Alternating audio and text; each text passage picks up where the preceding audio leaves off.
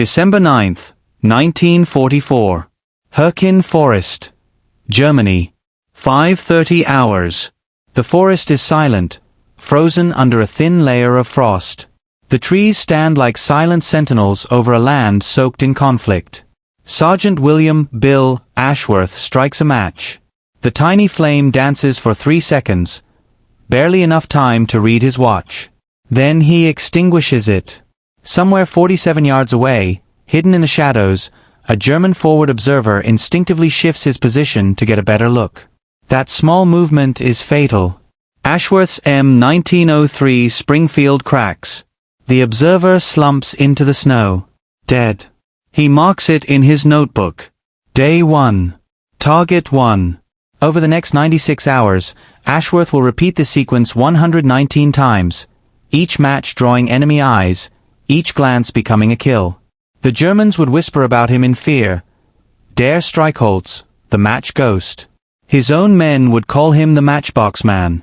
And military historians would later call his method a masterclass in psychological manipulation and fieldcraft. But to Ashworth, it was simple Kentucky common sense. Ashworth's method violated every rule of sniping.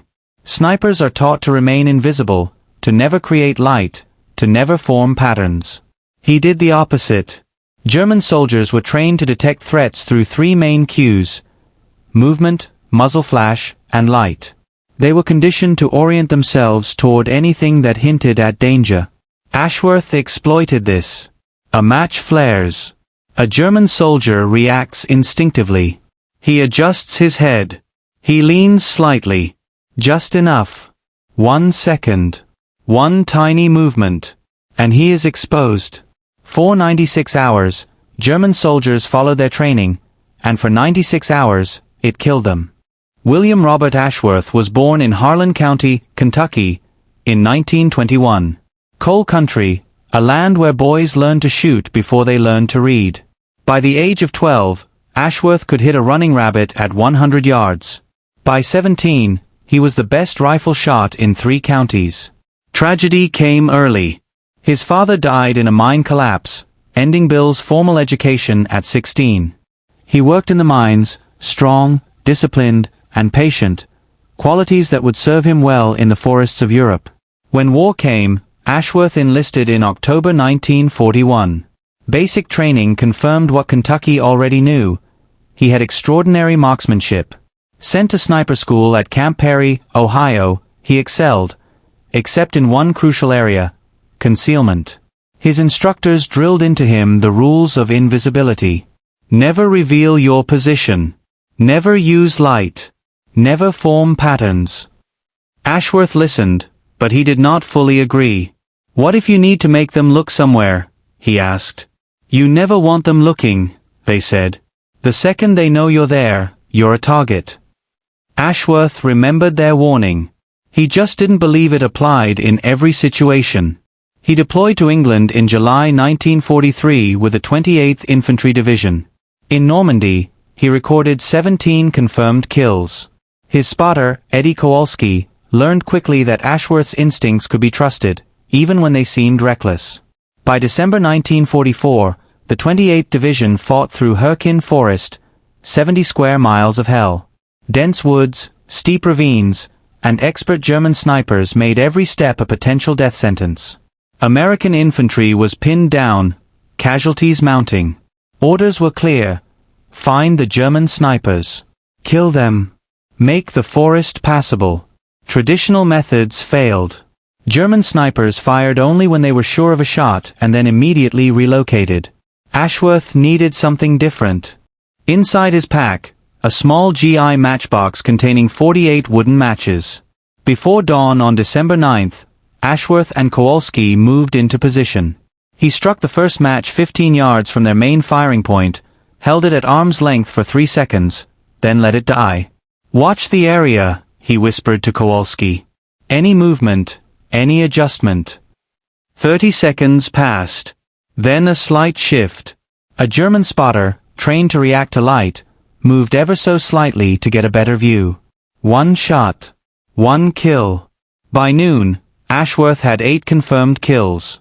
By nightfall, 21. Each match taught him something new. He discovered the fog made the tiny flame more visible than human shapes. He realized multiple match positions forced German soldiers to track several points, creating openings. He experimented with backlighting, holding matches behind German positions to reveal silhouettes. He even coordinated with artillery observers, using matches to bait soldiers into locations that could be struck from afar. The results were devastating. By December 10th, his confirmed kills reached 37. The German soldiers began to fear even the smallest light. Their training, once a strength, became a weakness. Every tiny flame forced them to choose: obey training and risk death, or ignore it and risk mission failure. Ashworth's insight transformed the battlefield. A matchbox, a trivial object, became a weapon of psychological warfare. 119 German soldiers would die over 4 days.